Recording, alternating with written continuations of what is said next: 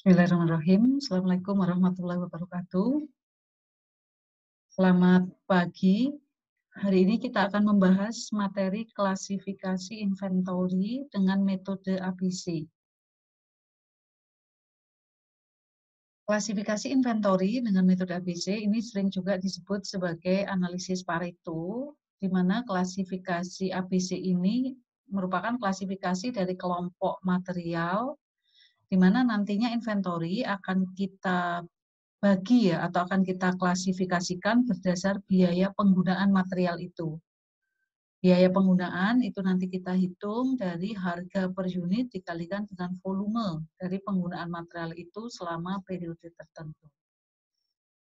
Nah, namun tentu saja bahwa di dalam metode ABC, penggolongan atau klasifikasi tidak hanya berdasar pada biaya, namun juga berdasar pada kriteria yang lain ya, yang bersama-sama dengan biaya, yaitu untuk kategori criticality ya, jadi ke tingkat kekritisan material terhadap operasi, kemudian juga berdasar pada lead time-nya. Nah, sehingga kriteria ABC tidak semata-mata hanya berdasar pada kriteria biaya, namun juga bergantung juga atau bisa ditentukan berdasar pada kategori yang lain, yaitu usage, critical, dan lead time. Klasifikasi ABC merupakan tools untuk mengelompokkan stok item ya. Jadi tadi berdasar pada tingkat kekritisannya, sehingga nanti pada level criticality nanti akan ada material dibagi ke dalam A, B, dan C. Nanti A adalah material yang sangat kritis, B adalah yang kritis, C yang tidak kritis.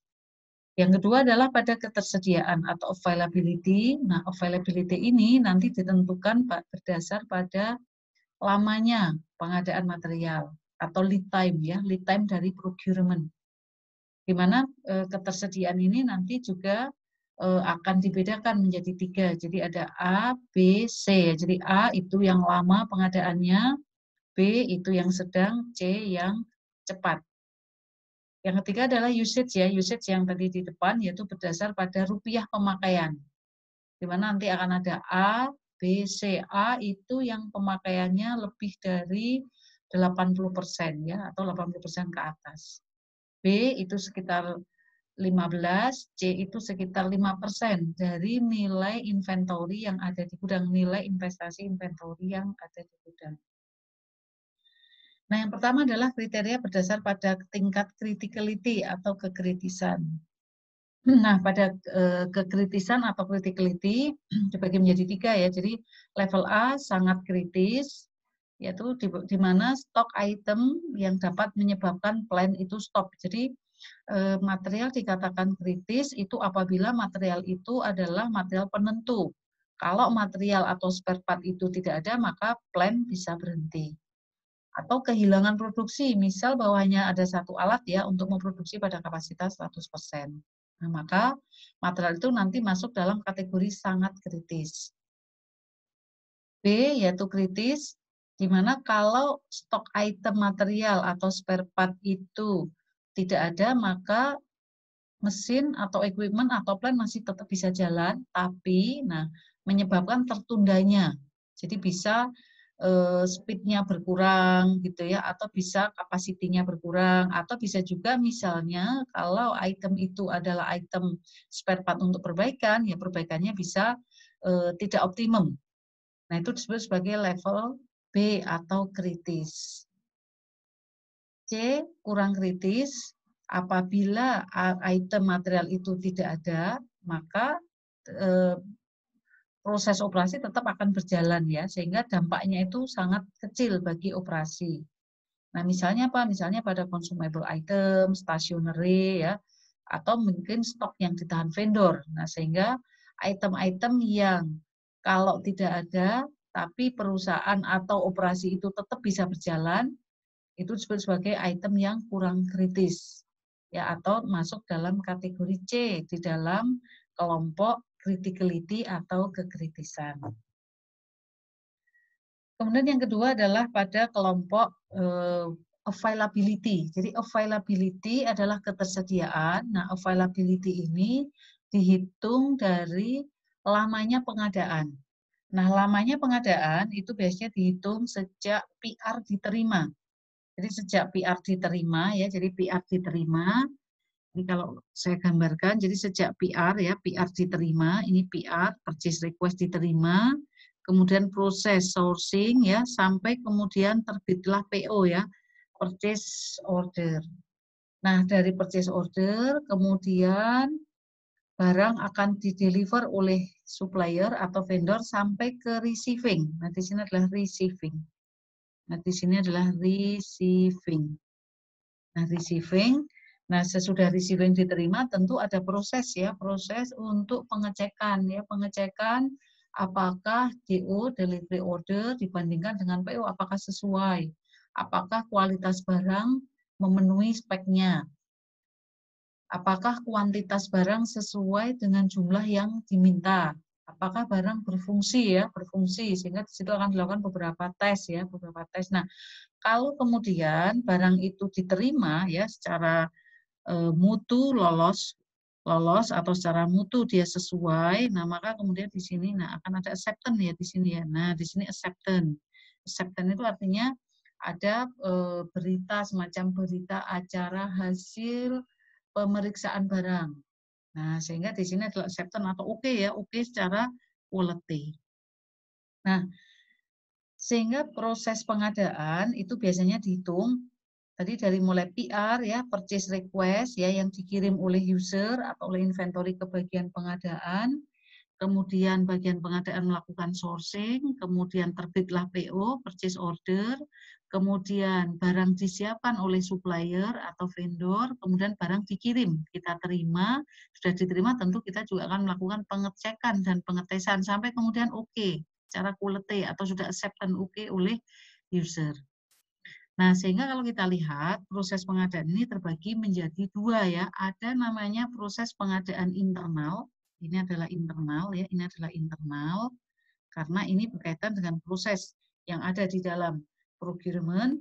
Kemudian dari PO sampai receiving ini adalah eksternal. Nah, ini adalah eksternal.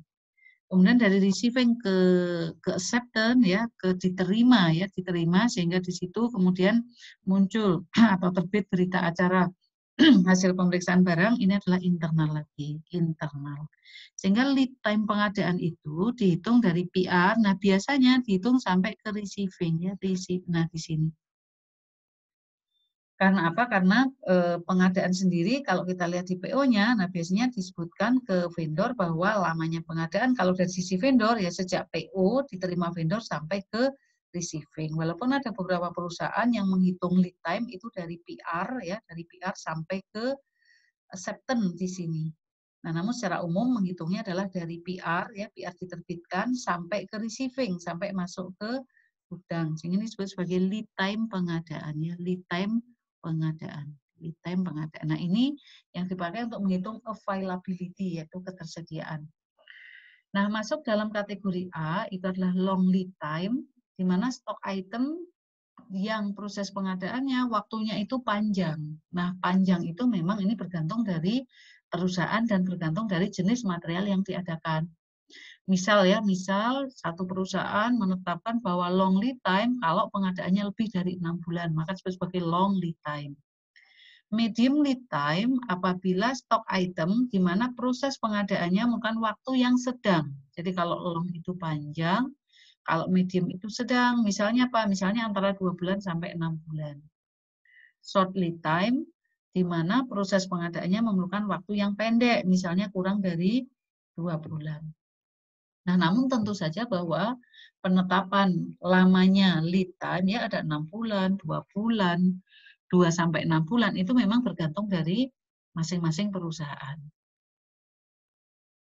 Nah, kemudian yang ketiga adalah usage ya. Jadi yang pertama, tadi saya ulangi, yang pertama adalah criticality, yang kedua adalah ketersediaan, nah yang ketiga adalah usage atau pemakaian. Nah, pemakaian di sini adalah berapa nilai stok yang dipakai, jadi dalam hal volume dikalikan dengan harganya.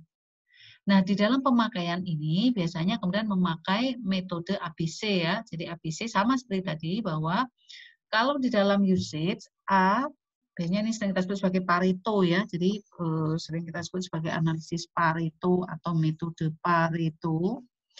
Di mana A itu adalah jumlah item atau jenis item yang volume rupiah atau dolar pemakaiannya itu menghabiskan sekitar 80% dari nilai investasi inventory atau dari nilai yang ada inventory yang ada di gudang. B itu sekitar 15% ya secara rupiah atau secara dolar, C itu sekitar 5%. Nah, secara fisik ya, secara fisik A itu biasanya menempati 20%, sehingga A itu sebenarnya physically itu tidak begitu banyak. B itu sekitar 30%, sementara C itu barang yang secara fisik itemnya itu 50% ada di gudang. Nah, sehingga secara usage mungkin mudah kita katakan bahwa A itu barang yang sangat mahal, B itu yang mahal, C itu yang murah. Gitu ya. Sehingga sebarannya adalah ini adalah A ya sekitar 80%, ini adalah B sekitar 15%, C adalah sekitar 5%. Nah, sehingga kalau kita lihat ya, jadi kenapa kita klasifikasikan berdasarkan pada ABC? Yang pertama nanti untuk cycle counting, ya, jadi untuk perhitungan inventory, untuk stok opnam.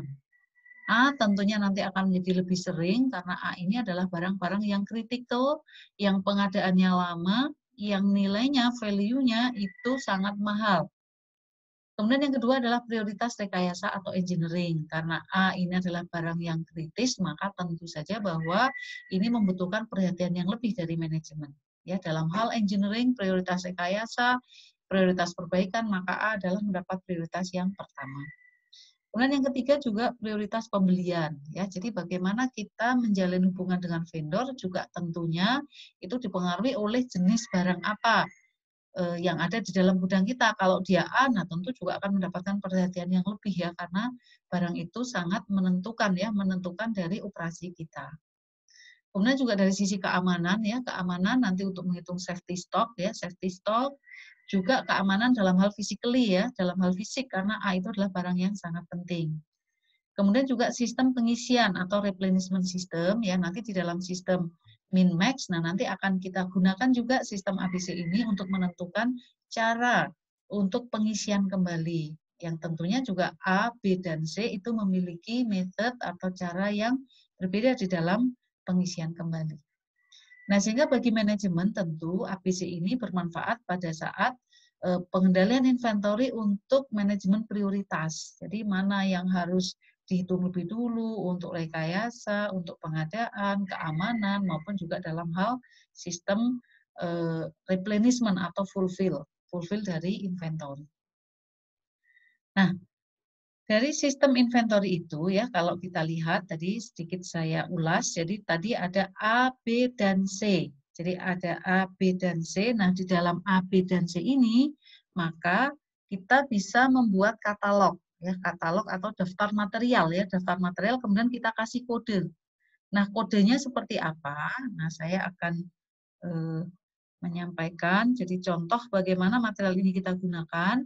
Nah, kita akan bisa membuat penggolongan material ya. Jadi nanti akan ada A tadi adalah criticality, kemudian jadi material yang pertama, A yang pertama adalah criticality ya. Jadi di sini criticality yaitu tingkat kekritisan. Yang kedua, B adalah availability,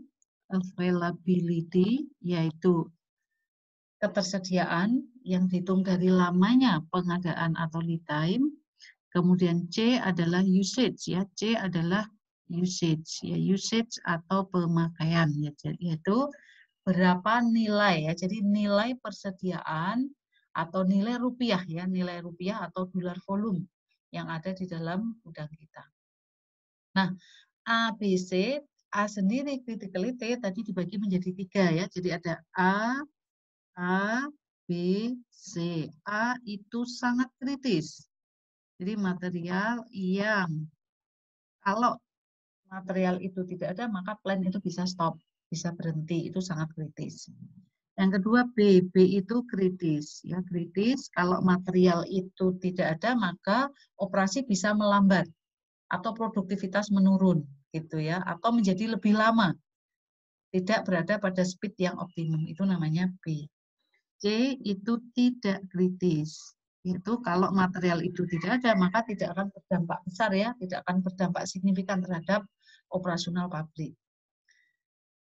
Nah, kemudian yang kedua adalah availability, yaitu lamanya pengadaan. Tadi ada A, yaitu long lead time, ya, long lead time. Kalau misalnya lamanya dari sejak PR sampai receiving itu lebih dari 6 bulan misalnya. Kemudian B itu medium lead time, C adalah short lead time. Kemudian yang ketiga adalah usage atau pemakaian. Dikatakan A kalau barang itu mahal, yaitu sekitar 80% dari nilai investasi inventory atau dari nilai buku inventory yang ada di gudang. B itu sedang sekitar 15%, C itu murah sekitar 5% ya dari nilai investasi inventory. Nah, sehingga kita bisa mengatakan bahwa ya ABC kita bisa kemudian mengelompokkan material menjadi lebih spesifik. Jadi misal ya, material itu kita kelompokkan. Ada yang A. Nah, artinya apa? Berarti sangat kritis ya. Berarti AAA itu artinya sangat kritis, long lead time, kemudian nilainya itu sangat mahal. Sehingga dari tiga kategori criticality, availability, dan usage ini menduduki posisi yang paling kritis, paling lama, dan paling mahal. Nah, ada juga nanti ada kombinasi ya, jadi semua bisa kita kombinasikan. Ada A, B, sangat kritis, long lead time, dan harganya sedang. Nah, material yang menduduki biasanya AA yang kayak begini, ini menjadi material yang tidak boleh habis ya, tidak boleh stock out di perusahaan. Sehingga sering ini disebut sebagai insurance ya, insurance. Barang-barang yang harus ada karena ini membahayakan, kalau tidak ada akan membahayakan pada operasi perusahaan.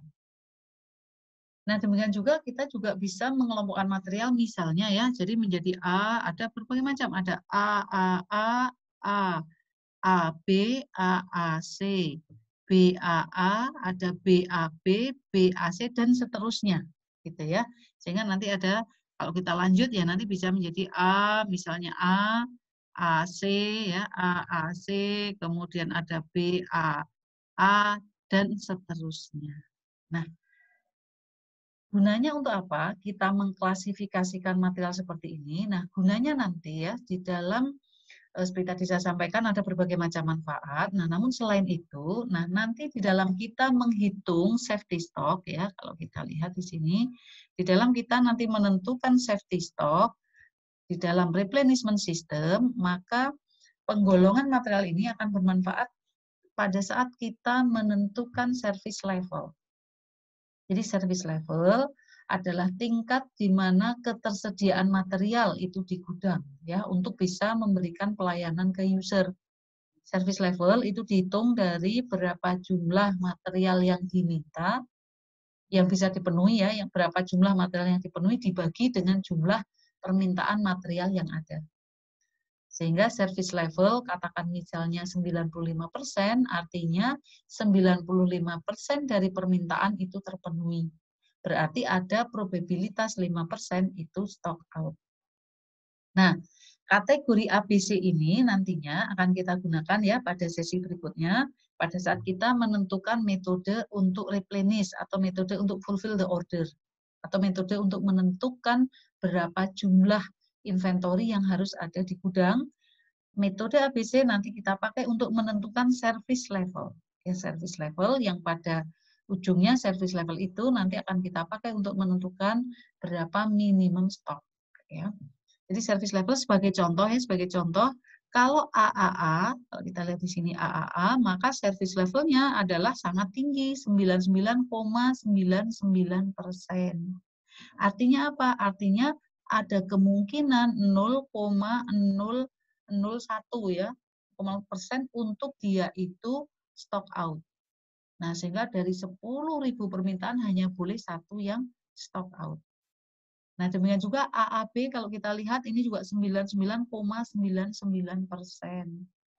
Nah, pada saat kriteria ini kalau kita lihat ke bawah ya, pada saat misalnya saja ACB misalnya ya, atau misalnya ke bawah lagi ya. Jadi kalau kita lihat, nah ini berbagai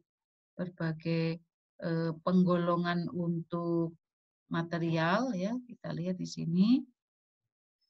Misalnya untuk CAA ya, CAA sebagai contoh tentu akan memiliki service level yang berbeda ya, yang lebih rendah. Karena apa? Barang ini tidak penting, walaupun lead time-nya lama, walaupun harganya sangat mahal, tapi barang ini tidak penting. Sehingga service levelnya hanya kita tentukan sebagai 65%. Nah, siapa yang menentukan service level? Nah, service level ditentukan oleh manajemen ya, sehingga kita bisa menentukan barang mana yang wajib ada dan barang mana yang boleh memiliki probabilitas stock out tinggi. Nah, kemudian bagaimana cara kita menghitung ya? Jadi kalau kita lihat tadi dari A, B, C tadi, A adalah criticality ya, sedikit saya review.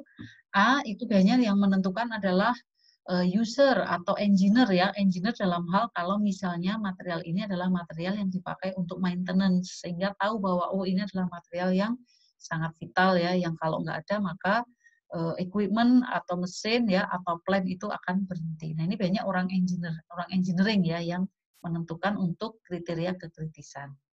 Nah yang kedua adalah ketersediaan availability, ini biasanya ditentukan oleh procurement ya yang tahu lamanya untuk pengadaan, sehingga tahu dari sejak kapan PR diterima sampai receiving. Nah, kemudian untuk usage, nah ini bisa dihitung ya, bisa dihitung usage ini siapa yang menentukan? Ya orang inventory bersama-sama dengan orang finance ya. Tentu saja juga dengan supporting orang gudang ya. Nah, bagaimana cara menghitung usage? Nah, ini saya berikan contoh ya, contoh kasus klasifikasi ABC untuk menentukan usage. Misal dalam 1 tahun ya, 1 tahun itu ada kebutuhan atau dalam 1 periode ya, ada 10 item yang dipakai atau yang keluar. Sehingga dari catatan inventory kita bisa tahu bahwa item 1 misalnya ya di dalam 1 periode itu ada 135 ya kebutuhannya. Kemudian kalau kita lihat ini adalah harganya. Jadi harganya jadi item 1 harganya 1.800, item 2 dan seterusnya Nah, bagaimana cara kita untuk menganalisis ya, mengelompokkan item mana yang masuk dalam kelompok A, item mana yang masuk dalam kelompok B, item mana yang masuk dalam kelompok C. Jadi yang pertama adalah kita akan mengalihkan antara item 1 ya, antara item dengan harganya. Jadi antara item dengan harganya, kemudian item 2 dengan harganya, demikian seterusnya. Baru sesudah itu akan kita sort, ya akan kita urutkan dari yang nilainya tinggi ke yang nilainya rendah. Nah, ini adalah hasilnya. Jadi yang pertama adalah ini kita kalikan, kemudian kita urutkan. Nah, ini adalah urutannya. Sehingga dari urutan total harga yang tinggi ke yang rendah. Ini adalah urutan itemnya. Nah, kemudian sesudah itu kita akan hitung persentase. Item 1 itu persentase dari nilai inventory keseluruhan adalah 243 dibagi dengan 406. Sehingga 59,8%. Item 2 juga sama ya, kita bagi hasilnya ini. Kemudian kita hitung kumulatif ya 59,6, item 5 ini kita kumulatif berarti ini kita tambah dengan ini ya kumulatifnya. Item 7 juga kumulatifnya jadi 79,8 kita tambah dengan 11, demikian seterusnya sehingga nanti total kumulatif 100%. Nah, sesudah selesai baru kemudian kita kategorikan A menduduki 80% yang pertama. Kita lihat ya A, kalau kita lihat di sini menduduki 80% yang pertama. B menduduki 15% berikutnya. Dari 80 sampai sekitar 95. Jadi ini mendekati 80% yang pertama. kemudian B itu mendekati 15%, ya, atau 90% berikutnya ya. Sehingga kita lihat ini adalah 80%, kemudian 15% berikutnya atau secara kumulatif adalah 95% berikutnya adalah B, sedangkan C menduduki 5%, atau kalau secara akumulatif akan menduduki dari 95 sampai 100%. Nah, sehingga kita katakan bahwa item A yang masuk kategori A adalah item 1 dan item 5. Ya, B adalah item 2 dan 7, sedangkan sisanya adalah item C yang secara value A itu memiliki pemakaian 80% dari total pemakaian yang ada di sini. B 15 dan C 5%. Nah, secara fisik ya, secara fisik kalau kita lihat items A ya A yaitu item 1 dan 5 itu total unitnya kalau kita lihat 1 dan 5 unitnya adalah sekitar 20%. Jadi ini adalah kalau kita jumlah 200, 7 dan 2 itu 295, sementara item C itu 505. Sehingga secara fisik A itu mendekati 20%. B mendekati 30, C mendekati 50 secara fisik. Tapi secara value A itu 80%, B itu 15, dan C itu mendekati 5%. Nah, bagaimana kebijakan manajemen ya terkait dengan klasifikasi ABC? Untuk kelas A, maka fokus perhatiannya adalah utama. Gitu ya. Kemudian untuk kelas B itu normal, C itu cukup. Untuk kontrol tentu saja A itu ketat ya. B itu normal, C itu relatif longgar. Safety stock A itu banyak karena tadi service levelnya itu tinggi. B itu normal, C itu cukup. Akurasi peramalan A itu tinggi, B itu normal, C itu cukup. Kemudian cycle counting atau stok opnam A itu lebih sering.